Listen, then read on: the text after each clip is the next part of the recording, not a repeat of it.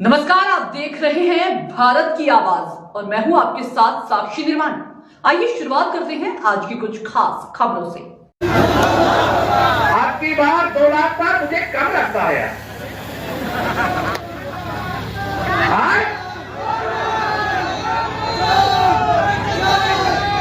देखिए, आप सब हनुमान जी की तरह शक्तिशाली हो। हम जब वोट मांगने के लिए जाएंगे तो हमारे पास वोट मांगने का अधिकार है। हमारा कार्यकर्ता जब किसी जनता जनार्दन के बीच में जाएगा कि आप कमल का बटन दबा दो, एक गरीब का पक्का घर बन जाएगा। आप कमल का बटन दबा दो, मेरे किसान की जो किसान के लिए सम्मान निधि मिलती है वो आगे भी मिलती रहेगी। आप कमल का बटन दबा दो, मेरी गरीब दीदियां लखपति दीदी बन जाएगी। आप कमल का बटन दबा दो, ये समाजवादी पार्टी तो गुंडा, अपराधी, माफिया, दंगाई, भ्रष्टाचारी पैदा करने की फैक्ट्री है, लेकिन भारतीय जनता पार्टी तो नौजवानों के उज्जवल भविष्य की गारंटी देने का काम करेगी।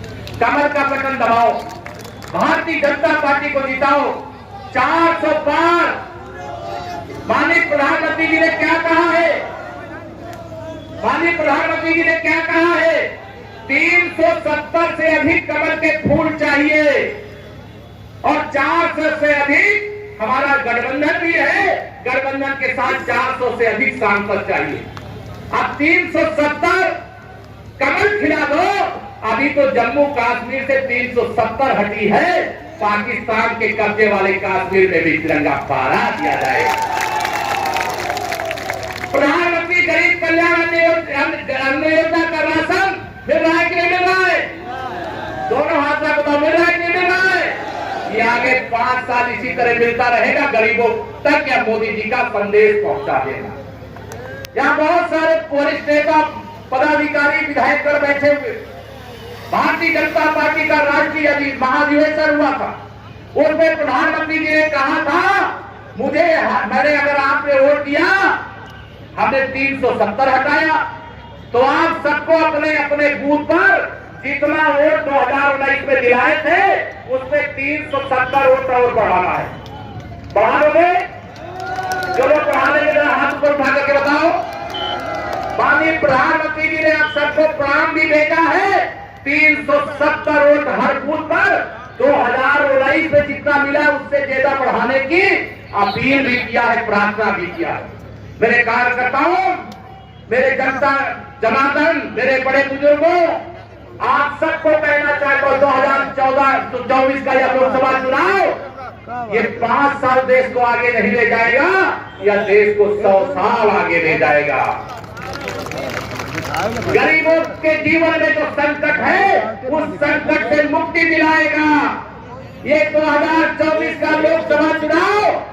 माननीय नरेंद्र मोदी जी को हम प्रधानमंत्री कहते हैं, वो केवल प्रधानमंत्री नहीं है, इस देश के 140 करोड़ लोगों के अभिभावक हैं। किसी के दादा है, किसी के बाबा है, किसी के बड़े हैं, किसी के छोटे हैं। इस देश में प्रधानमंत्री पद है जिस पर वो बैठे हुए हैं। अन्यथा कोई 18 घंटे मेहनत करता है क्या? कोई इस उम्र में 18 घंटे मेहनत करता है क्या? लेकिन मोदी जी दिन रात मेहनत कर रहे हैं। आप सब कार्यकर्ताओं को आह्वान करता हूं, अपील करता हूं, 2024 की इस लोकसभा चुनाव के लिए घर घर में खुशहाली पहुंचे, बस इतना फर्ज निभा देना, बाकी सब मोदी कर देंगे। तुम कमल का बटन अपने कार्यकर्ताओं के लिए, जनता के लिए अधिकारियों से भिड़ जाते हैं। मैं अभिनंदन करता हूं, आप सब कार्यकर्ताओं का भी अभिनंदन करता हूं, आप सबको बधाई देता हूं। 2024 के चुनाव, ये भगवा टोपी तो अच्छी लगती है, लेकिन मैं यह लाल टोपी वाले और उनके साथ कुछ जालीदार टोपी वाले वो अच्छे लगते हैं क्या? 2 बात मैं बताऊं, अच्छे लगते हैं क्या? ये गुंडों के सरदार हैं श्री अखिलेश यादव जी।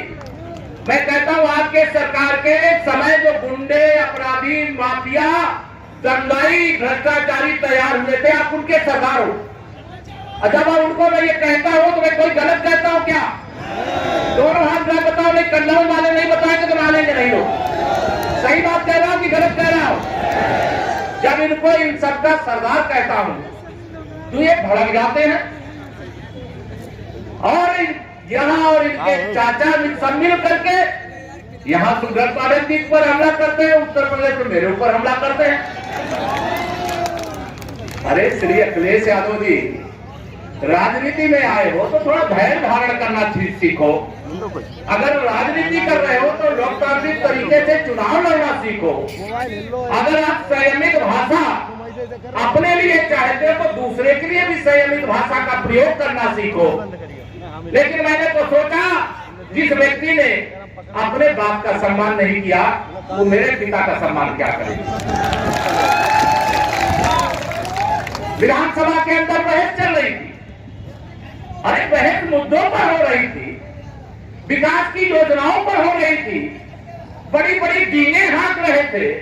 अगर इतने भी अच्छे कर्म किए होते तो 2017 में सभा के लिए विदा ना हुए होते, सपा सफा नहीं हुई होती और सपा समाजवादी पार्टी बनी नहीं होती। और आपने ऐसे ऐसे शब्दों का प्रयोग किया जो एक राजनीतिक कार्यकर्ता के लिए मर्यादा के विरुद्ध होता है। मैं आप सब लोगों से यह कहना चाहता हूं, बहुत सारे इनके चाचा प्रोफेसर राम गोपाल जी, शिवपाल यादव जी, सब लोग रोज उल्टा सीधा बोलते। हमारे माननीय प्रधानमंत्री श्री नरेंद्र मोदी जी को लेकर के उल्टी सीधी बातें ये भी करते हैं, इनके मित्र श्री राहुल गांधी भी करते हैं। लेकिन मैं आप सबसे कहना चाहता हूं, मेरे कन्नौज के कार्यकर्ताओं, इनकी गाली का जवाब गाली से नहीं देना है, इनकी गाली का जवाब कमर का बटन दबा करके देना है, मोदी जी को पीएम बना करके देना है, सुब्रत पाठक को रिकॉर्ड वोटों से जिता करके देना है। यह मैं आप सबसे अपील करना चाहता हूं। तैयार हो, करोगे? तैयार हो? 13 मई को मतदान है और पूरे देश के अंदर अगर मैं अपने शब्दों में व्याख्या करूं कि 2014 के लोकसभा चुनाव में अगर भारतीय जनता पार्टी की हवा चल रही थी और 2019 जब सपा बसपा का गठबंधन हो गया, आंधी चल रही थी, साइकिल में उड़ गया, हाथी भी उड़ गया और सुब्रत पाठक जी को आपने संसद पहुंचा दिया। अब 2024 में तो माननीय नरेंद्र मोदी जी के नाम का तूफान चल रहा है। चल रहा है कि नहीं चल रहा